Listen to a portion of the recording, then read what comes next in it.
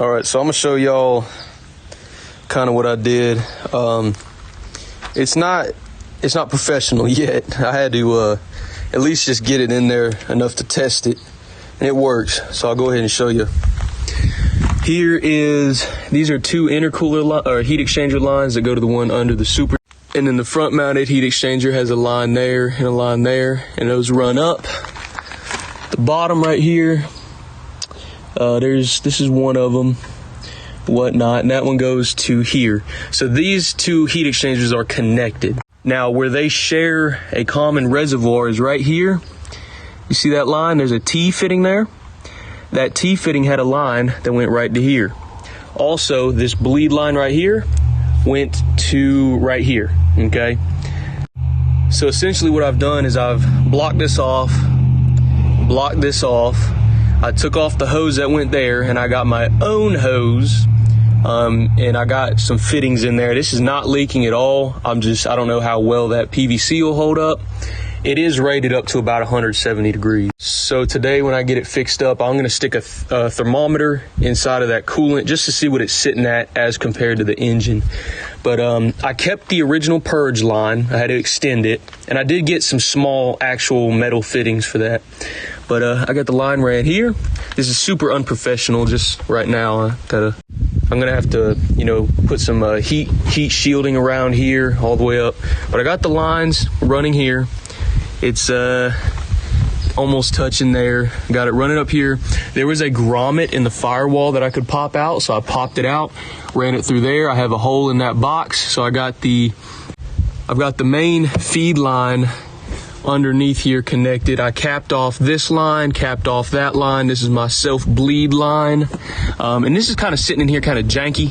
You can see I just had to rig something up just to test it, but I'm gonna go ahead and mount that properly. I've got this overflow line routed here in case it just in case it ever gets too hot. But yeah, I'm gonna test out the temperature on that. The intake air temps does not tell me what the temperature of it is, but it works great. I'm pretty happy with it. I just got to make it look better now that I know it works.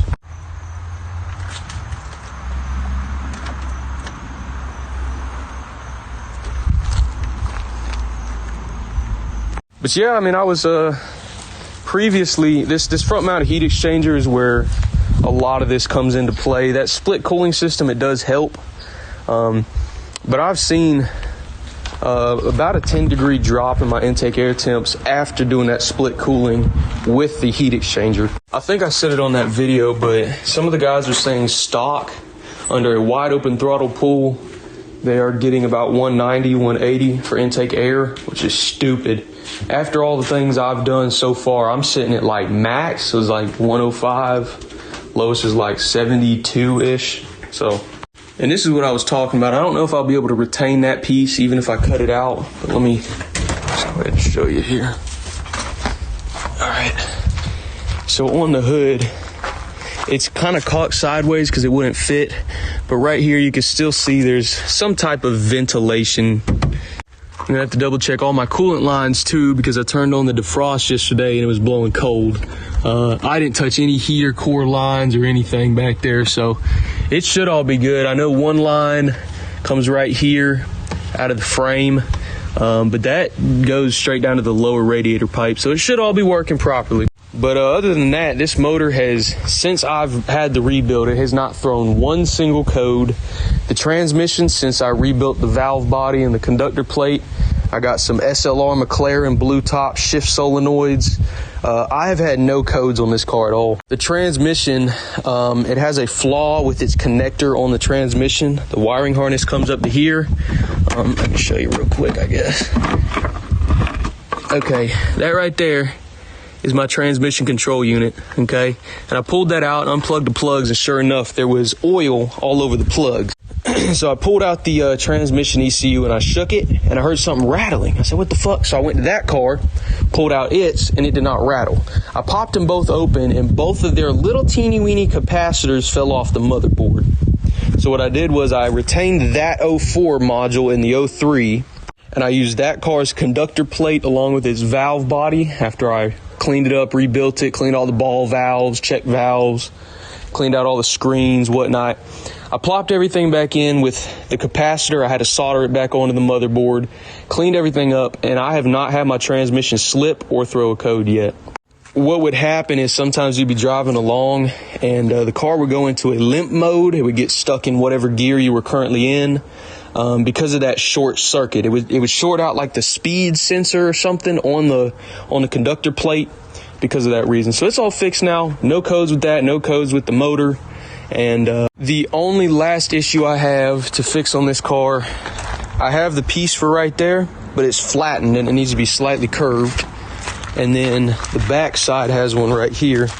And I have that piece, it's just a whole different color. The only other thing wrong with the car is the car has a soft close feature. Let me see if I can show you. If you don't fully close the door, it closes itself and locks, okay? This door works, the trunk has a soft close, and that other door is supposed to. Now the problem is, I thought it was the pneumatic pump. See if I can show you. You hear that thing hissing? And it's not, I already checked this whole entire trunk. The pneumatic pump is behind here. It's a giant box. I completely swapped all the pneumatic pumps. I pulled them out, had to take the pump off, resolder it to the housing, and I am using this car's pneumatic pump. However, this door, for the life of me, since I've had this car, that door does not have soft close. You go to close it and it just starts hissing. So I was looking at the car yesterday and turns out my lock mechanism right here, oh, you can't even see it. Fucking shit. The little button that goes up and down, when I press the button to lock it on the dash, that one does not go down. So it's just a minor issue with that locking mechanism. Guess what? I got a spare one, actually 2 of them. So I'll go ahead and swap that out, should fix it. The only other thing that I would like to get fixed is my push to start right there on the top. I would like to get that fixed. I swapped out the entire control module in the back of the car. Let me see if I can show you. That control module controls like your doors and your locks and your keyless go and stuff like that. Let me see if I can show you. It went right up behind this little frame here, right up in here. By the way, this is where that pneumatic pump sat, and these were all the lines that I chased all the way through the car, and they're all good. The tail lights, I had an issue, so I had to chase all their wires up through here.